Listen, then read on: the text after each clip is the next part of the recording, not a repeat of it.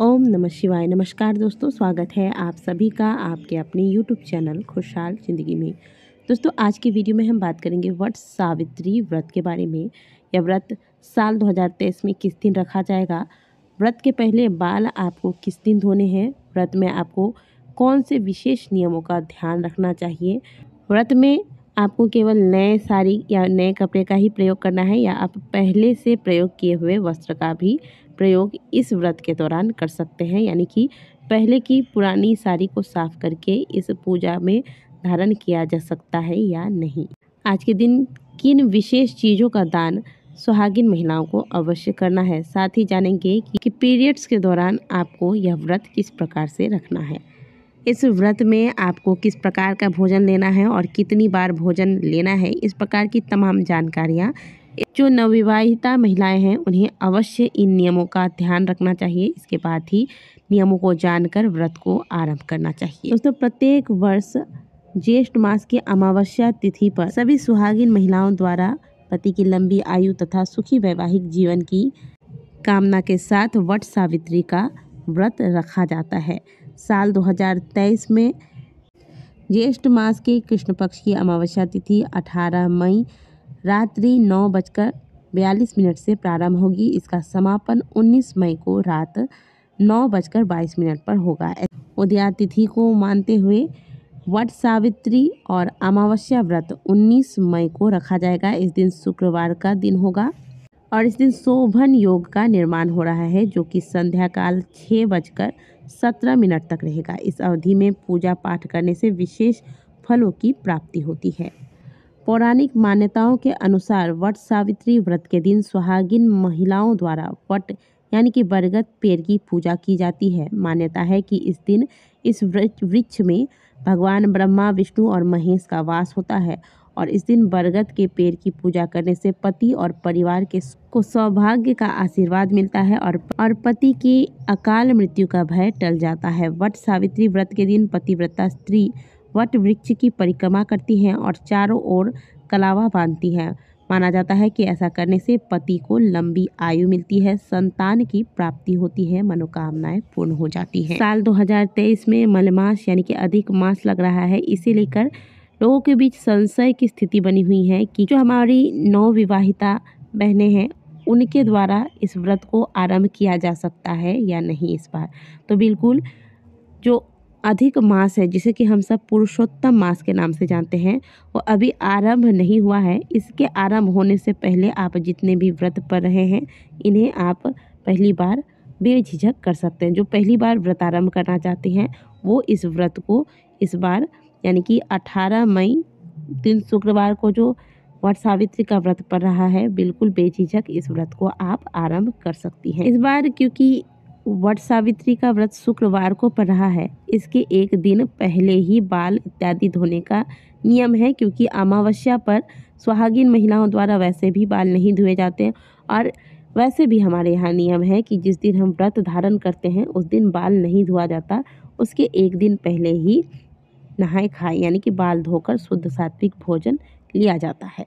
तो इस बार क्या हो रहा है, शुक्रवार को वट सावित्री व्रत पड़ रहा है, इसके एक दिन पहले गुरुवार है और गुरुवार के दिन भी बाल धोना वर्जित है। तो ऐसे में बाल किस दिन धोएं?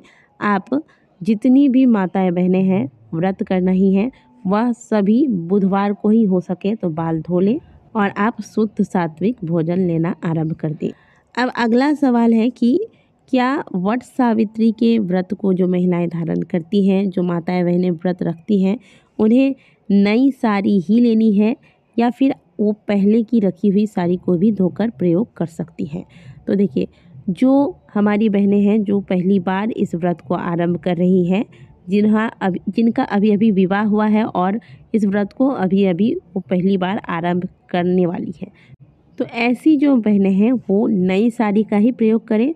और अगर जो महिलाएं पहले से व्रत करती आ रही हैं, आपने मान लीजिए पिछले साल कोई साड़ी ली वट सावित्री पर, इसे आपने केवल वट सावित्री वाले ही दिन पहना और इसे धोकर साफ करके आपने रख दिया है। अब आप उसी साड़ी को इस साल चाहें तो प्रयोग कर सकती हैं। उसी साड़ी को पहनकर पूजा किया जा सकता है, इसमें कोई भी दोष नहीं लगता। लेकिन मान लीजिए कोई साड़ी है जिसे आपने बहुत बार पहना, पीरियड्स के दौरान भी आपने पहना, किसी पार्टी में पहना और उसे पहनकर आपने अशुद्ध भोजन किया है, प्याज लहसुन मांसाहार का सेवन किया है, तो इस प्रकार की साड़ी को धोकर आप प्रयोग नहीं कीजिएगा पूजा में। भले आप कोई सस्ती वाली ही साड़ी लें, लेकिन नई साड़ी का ही प्रयोग कीजिएगा। अगर शुद्ध है आपकी साड़ी, आपने अच्छे से संभाल कर धोकर रखा है, केवल पूजा में ही पहना है, तो इस प्रकार की साड़ी को आप पुनः पूजा वाले दिन पहन सकती हैं। अब अगली चीज़ दोस्तों, आज के दिन आप पूजा सामग्री तो अपने सामर्थ्य अनुसार सभी जुटा ही लेती हैं, लेकिन कुछ विशेष चीज़ें अपनी पूजा सामग्री में शामिल कीजिएगा। जैसे आप थोड़े से एक्स्ट्रा सिंदूर की डिब्बियाँ, महावर के जो छोटे छोटे बोतल आते हैं उनको रख लीजिएगा, बिंदी के पत्ते कुछ एक्स्ट्रा रखिएगा, जिन्हें आप सुहागिन महिलाओं को दान स्वरूप देंगी। वट सावित्री वाले दिन सुहागिन महिलाओं को सुहाग की चीज़ें दान करने से सौभाग्य में वृद्धि होती है। इसीलिए मैंने आपको बताया कि एक्स्ट्रा आप, वैसे तो आप जो माँ पार्वती को या सावित्री माता को जो चीज़ें अर्पित करेंगी वो आपने तो खरीदी ही होंगी, ब्राह्मणी को देने के लिए आपने दान का सामग्री रखा ही होगा।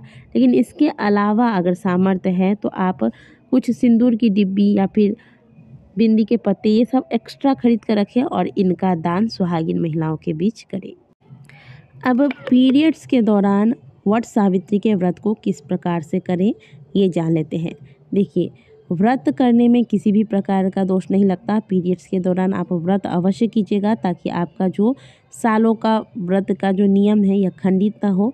लेकिन वट सावित्री में जो वट वृक्ष की पूजा हम करते हैं, इसमें ब्रह्मा विष्णु महेश का वास होता है। इन तीनों देवों को जब तक आप पूरी तरह से शुद्ध न हो जाए, आपको उन्हें नहीं छूना है। इसलिए इस दौरान आप पूजा नहीं करेंगे, पूजन सामग्री को भी नहीं छूना है।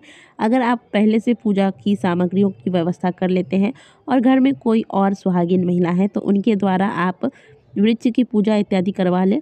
बाकी आप चाहें तो आज के दिन दूर से बैठ कर कथा का श्रवण कर सकती हैं और फिर कथा श्रवण के बाद प्रणाम करके पति के पैर धोकर उनका चरण स्पर्श करके उनका आशीर्वाद ले सकती हैं। और अगर कोई भी नहीं है घर में जिनके द्वारा आप पूजा करा सके, कोई बात नहीं, आप केवल व्रत करें।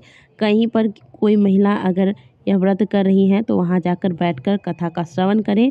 ये भी नहीं हो पाता, मोबाइल में आप वट सावित्री की कथा लगा लें और इस कथा का श्रवण कर लें और मन से व्रत करें, मानसिक रूप से वट वृक्ष की पूजा कर ले, परिक्रमा कर ले, बस इसमें भी आपका व्रत पूर्ण हो जाएगा।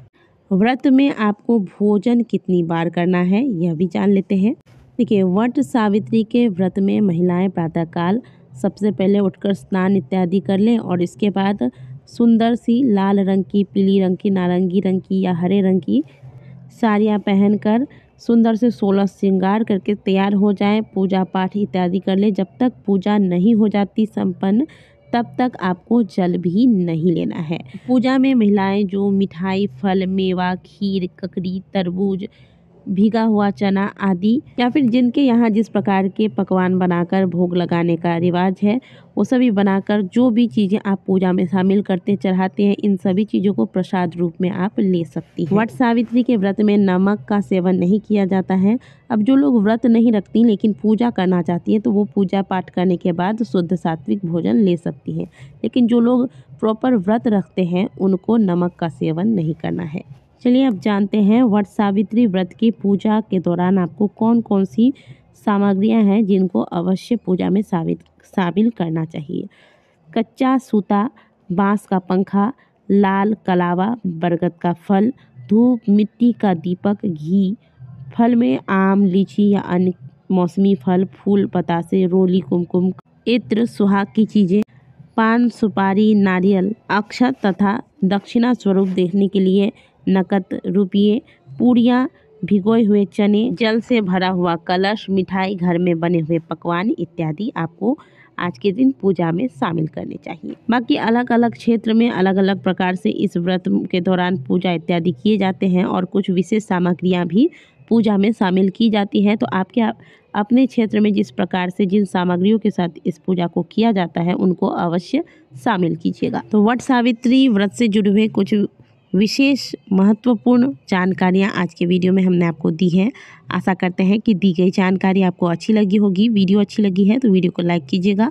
कमेंट बॉक्स में हर हर महादेव अवश्य लिखिएगा।